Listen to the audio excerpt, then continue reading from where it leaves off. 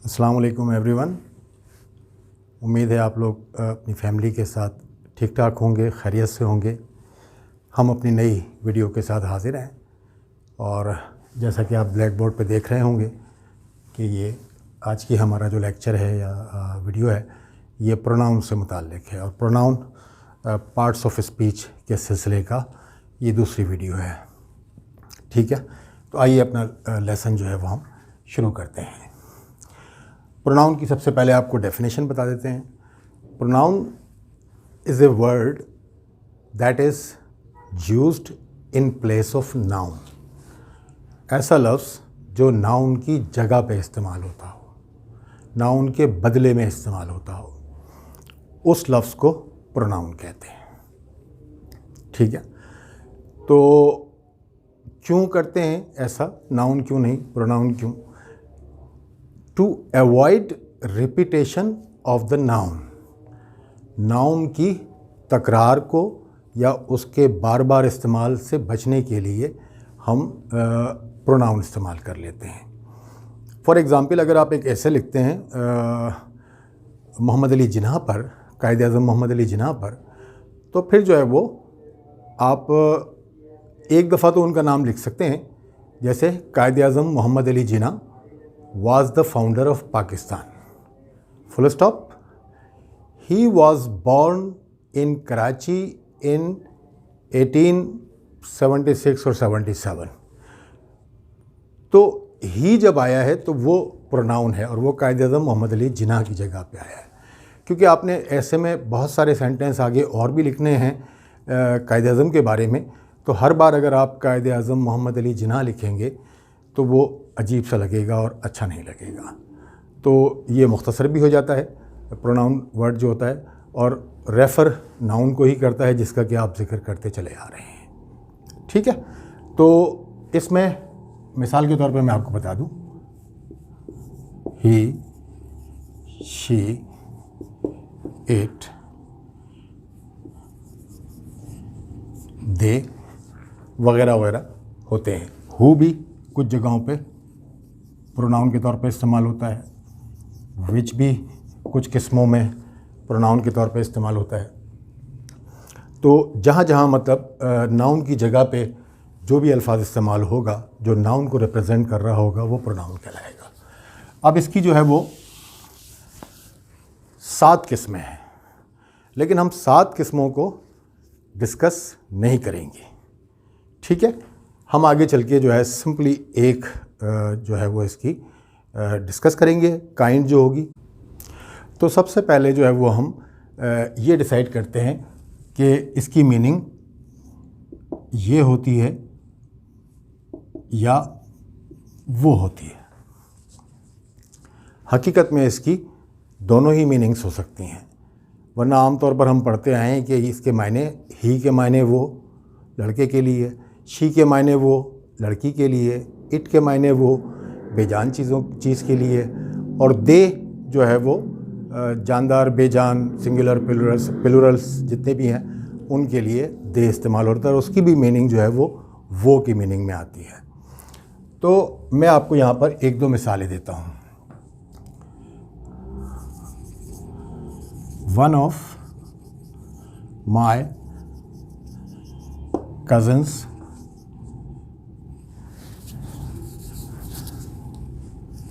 is in Canada. He is coming to Pakistan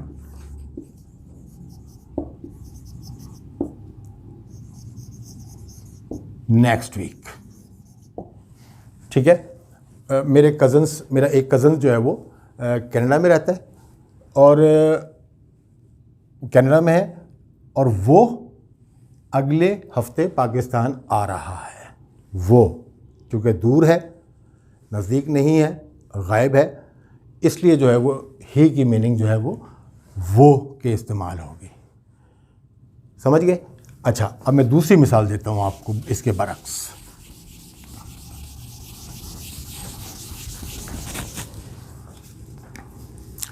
मैं अपने एक दोस्त के साथ जा रहा हूँ, रास्ते में मुझे एक दूसरा दोस्त मिल गया। ठीक है, तो मैं अपने दोस्त का तारुफ कराता हूँ। मैं कहता हूँ दिस इज़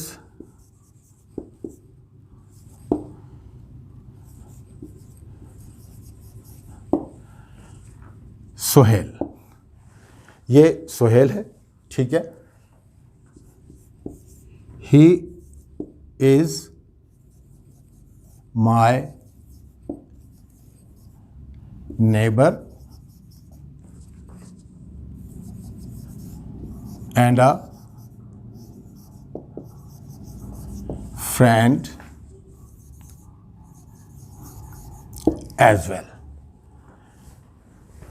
ये सोहेल है, he is my neighbor and a friend as well।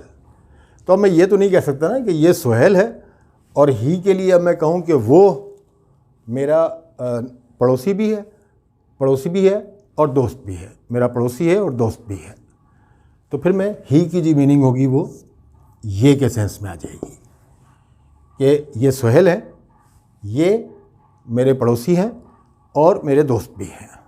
ठीक है, तो ही की मीनिंग जो है वो समझ लें कि वो भी हो सकती है, ये भी हो सकती है। इसी तरीके से आई बॉट दिस मार्कर। ठीक है, मैंने ये मार्कर ख़रीदा। It is very fluent in writing. अब मैं ये तो नहीं कहूँगा ना कि मैंने ये मार्कर ख़रीदा, वो इट के लिए मैं कहूँ कि वो बहुत फ्लुएंट है राइटिंग में। मैं कहूँगा ये मैंने ये मार्कर ख़रीदा है और ये जो है वो ये राइटिंग में बहुत फ्लुएंट है। तो इट की मीनिंग यहाँ पर ये हो गई। तो जो चीज़ मौजूद है, जो चीज़ सामने है, जो चीज़ टचेबल डिस्टेंस पे है, उसके लिए आप ही, शी, इट, दे की मीनिंग जो है वो ये के सेंस में आ जाएगी। बाकी जो दूर है या गायब है उसकी मीनिंग जो है वो ही, शी, इट और दे की वो बनेगी। ठीक है, तो ये एक आपकी दिलचस्पी के लिए मालूमात थी। अब हम इससे आगे चलेंगे। इसमें 3 केसेस होते हैं, प्रोनाउन में 3 केसेस होते हैं। ये थोड़ा सा इम्पॉर्टेंट है आपके लिए समझने के लिए। सब्जेक्टिव,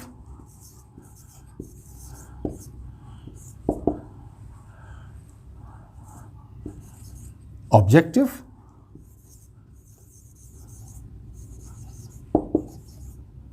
और पॉसेसिव।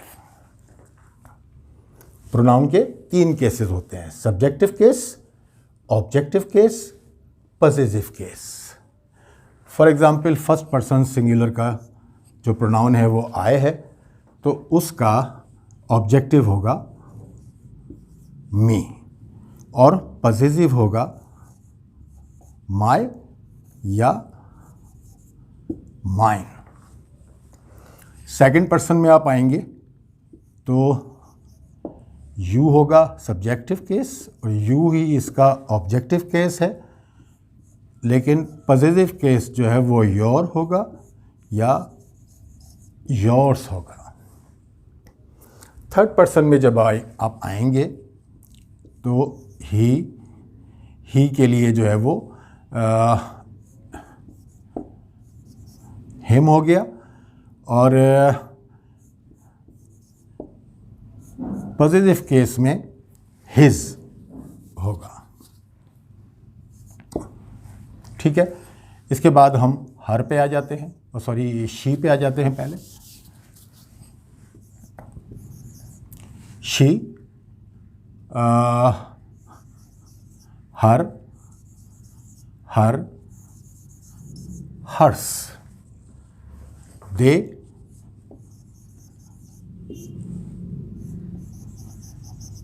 Them, their, theirs. इसी तरीके से है इट का मैं लिख दूं आपको यहाँ पर। इट का सब्जेक्टिव भी इट है, ऑब्जेक्टिव भी इट है, लेकिन जो पॉसेसिव केस होगा वो इट्स होगा। ठीक है, तो सब्जेक्टिव केस और ऑब्जेक्टिव केस, ये तो आप मुख्तलिफ टेंसेस में पढ़ते ही आ रहे हैं कि जब प्रोनाउन सब्जेक्ट के तौर पे इस्तेमाल होगा तो ये अल्फाज इस्तेमाल होंगे ज़रूरत के मुताबिक, जब प्रोनाउन ऑब्जेक्ट में मौजूद होगा तो ज़रूरत के मुताबिक ये अल्फाज होंगे। ऑब्जेक्ट में मी नहीं आ सकता, सब्जेक्ट में आई नहीं, ऑब्जेक्ट में आई नहीं आ सकता और सब्जेक्ट में मी नहीं आ सकता। यू चूँकि एक ही है तो उसमें इतना फ़र्क नहीं पड़ता, और इसके लिए जो है वो सब्जेक्ट में हिम नहीं आ सकता और ऑब्जेक्ट में ही नहीं आ सकता। तो ये आप पढ़ते रहेंगे और पढ़ते आ रहे हैं, तो इनकी इतनी ज़्यादा डिटेल में जाने की ज़रूरत नहीं है हमें। हम बात करेंगे इसके पॉजिटिव केस की। इसमें कुछ पॉइंट्स ऐसे हैं इम्पॉर्टेंट जो आपको बताना ज़रूरी है। देखिए, दो तरह के इसमें पॉजिटिव दे रखे हैं, my, mine, your, yours, his, his एक ही है, हर, हर्स, देयर, देयर्स। तो इनमें फ़र्क क्या है दोनों में? माय और माइन में क्या फ़र्क है, योर और योर्स में क्या फ़र्क है, हर और हर्स में क्या फ़र्क है, देम और देयर्स में क्या फ़र्क है। ठीक है, ये जो पहली वाली लाइन है, पहले इसको डिस्कस कर लेते हैं। जो ऊपर वाली लाइन है, इनके बाद जो है वो सबके बाद नाउन ज़रूर आएगा, प्लस नाउन। ठीक है, जैसे दिस इज़ माई शर्ट, अब माई आया तो शर्ट आ गया। Your book, his car, their house. तो इनके साथ जो है वो जो पहली लाइन है उनके साथ नाउन ज़रूर आएगा। ये अकेले कभी इस्तेमाल नहीं होंगे। सिर्फ माय पे बात ख़त्म नहीं होगी, माय के साथ कोई ना कोई नाउन ज़रूर मिलेगा। तो ये भी कॉमनली आप इस्तेमाल करते रहते हैं। ज़्यादा इम्पॉर्टेंट जो है ना वो ये है, इनके लिए याद रखिए कि इनके साथ जो है वो ये जो दूसरी वाली नीचे वाली लाइन थी आपने नोट कर ली होगी, इनके साथ जो है वो कभी भी जो है वो नाउन इस्तेमाल नहीं होता, ये अकेले इस्तेमाल होते हैं। Whose pen is this?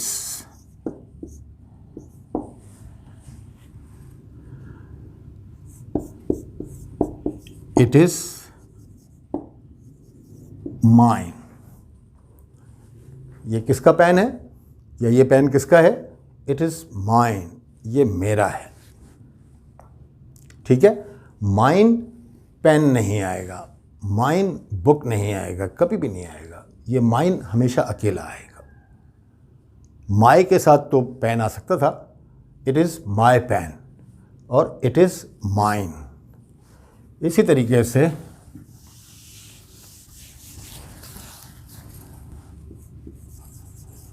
That friend of yours is not a good boy। वो जो तुम्हारा दोस्त है, वो दोस्त जो तुम्हारा, वो अच्छा लड़का नहीं है। तो that friend of yours, yours के बाद फ्रेंड नहीं आया, योर्स के साथ फ्रेंड नहीं आया। ठीक है, that friend of yours is not a good boy. समझ गए आप? तो इसी तरह से आप हर्स भी इस्तेमाल कर सकते हैं, that friend of hers, that friend of mine, या कोई भी और सेंटेंसेस इसमें आप अपने तौर पर प्रैक्टिस कर सकते हैं।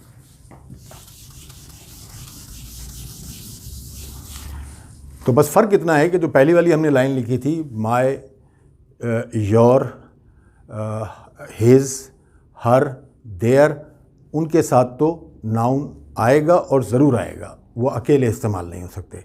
और जो नीचे हमने लाइन में पॉजिटिव केसेस लिखे थे, उनके साथ जो है वो नाउन कोई भी नहीं आएगा, वो अकेले इस्तेमाल होंगे।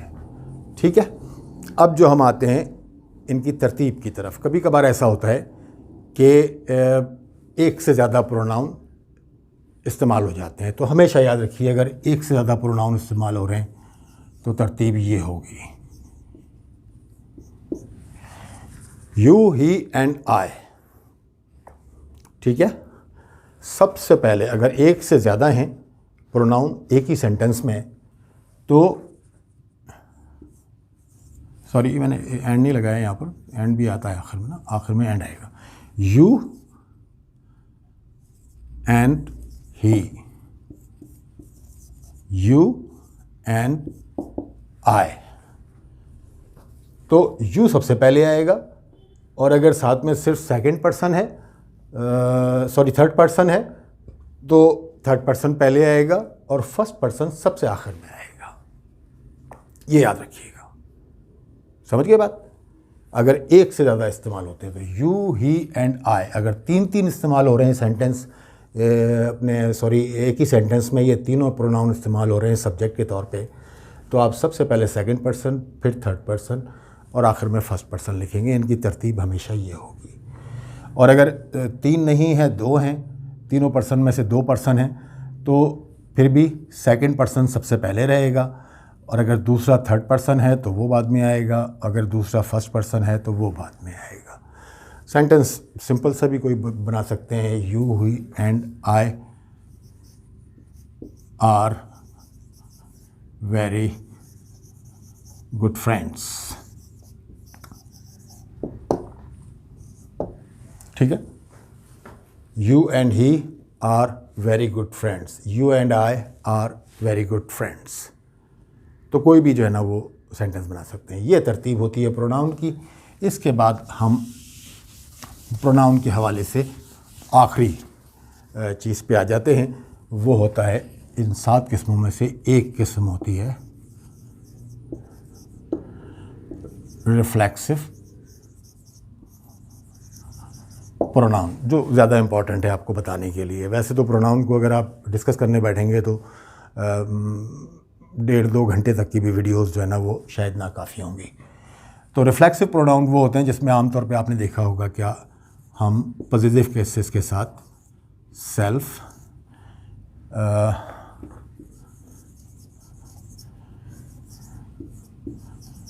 Yourself, himself, herself,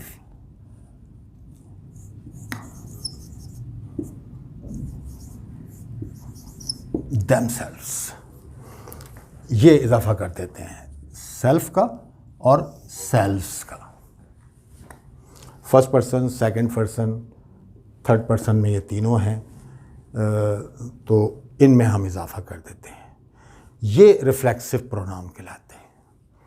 reflexive pronoun जो है वो हम कहाँ इस्तेमाल करते हैं, किस टाइप की बात को कहने के लिए इस्तेमाल करते हैं।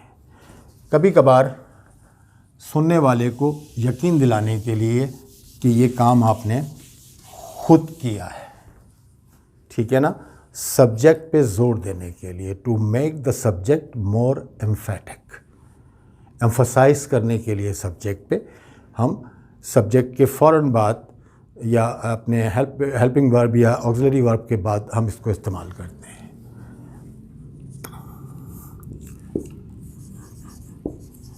I have my self made this coffee. I have my self made this coffee, मैंने खुद ये कॉफ़ी बनाई है, यानी किसी और ने नहीं बनाई है या किसी और की मदद से नहीं बनाई है, मैंने खुद ये काम किया है। तो जहाँ खुद हम जब कहते हैं तो फिर इसकी मुनासबत से, सब्जेक्ट की मुनासबत से, फर्स्ट पर्सन सिंगुलर है तो उसके साथ myself. Have you cooked this meal yourself, क्या आपने खुद ये खाना पकाया है। Have you yourself cooked this meal, क्या आपने खुद ये खाना पकाया है। तो इसी तरीके से herself, himself, themselves और योर सेल्व्स। प्लूरल के साथ सेल्व्स आ जाएगा, सिंगुलर के साथ सेल्फ आएगा। ठीक है, एक इस्तेमाल इसका ये हो गया।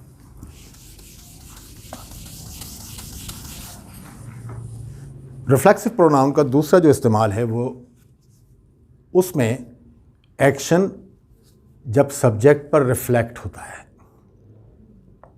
कैसे रिफ्लेक्ट होता है कि जो काम सेंटेंस में हो रहा है उसको करने वाला जो सब्जेक्ट है वही उस सेंटेंस का ऑब्जेक्ट होता है, तो उसमें रिफ्लेक्सिव प्रोनाउन इस्तेमाल करते हैं फिर ऑब्जेक्ट में।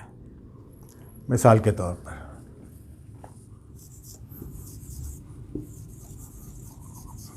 She looks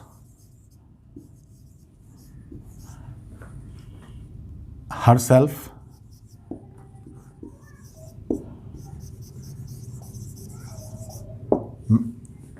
in the mirror all day। वो देखती है, she looks, किसको देखती है? अपने आप को। देखने वाली भी वो खुद है, जिसको देखती है वो भी वो खुद है। she looks herself in the mirror, तो ये एक्शन जो है वो ऑब्जेक्ट वापस यहां पर रिफ्लेक्ट हो गया। In the mirror all day, सारा दिन खुद को आईने में देखती है। दूसरी मिसाल देता हूं मैं आपको।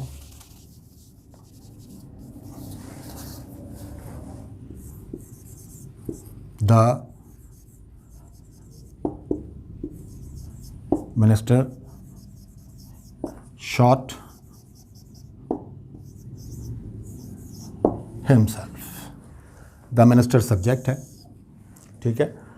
शॉट जो है वो शूट की सेकंड और थर्ड फॉर्म है, गोली मार लेना। तो मिनिस्टर ने खुद को गोली मार ली। गोली मारने वाला भी मिनिस्टर और जिसको गोली मारी वो भी खुद मिनिस्टर ही। जो सब्जेक्ट था वो ही ऑब्जेक्ट है। तो इस तरह के सेंटेंसेस में हम आमतौर पे रिफ्लेक्सिव प्रोनाउन इस्तेमाल करते हैं। एक मिसाल और दे देता हूँ मैं आपको कि when he is alone he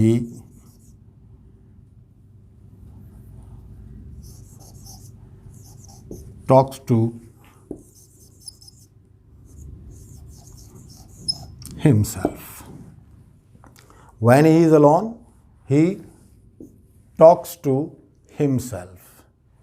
he talks, वो बातें करता है। किससे बातें करता है? अपने आप से, खुद से बातें करता है। बातें करने वाला भी वही है और जिससे बातें करता है वो भी वो खुद ही है। ठीक है, तो ये चीदा बातें थी प्रोनाउन के बारे में, पॉइंट्स से इम्पॉर्टेंट जो हमारा ख्याल था कि आपके लिए जानना ज़रूरी है। तो अगली वीडियो तक के लिए आपसे इजाज़त चाहते हैं। अपना और अपनी फैमिली का, अपने अज़ीज़ रिश्तेदारों का ख्याल रखिएगा। अल्लाह हाफ़िज़।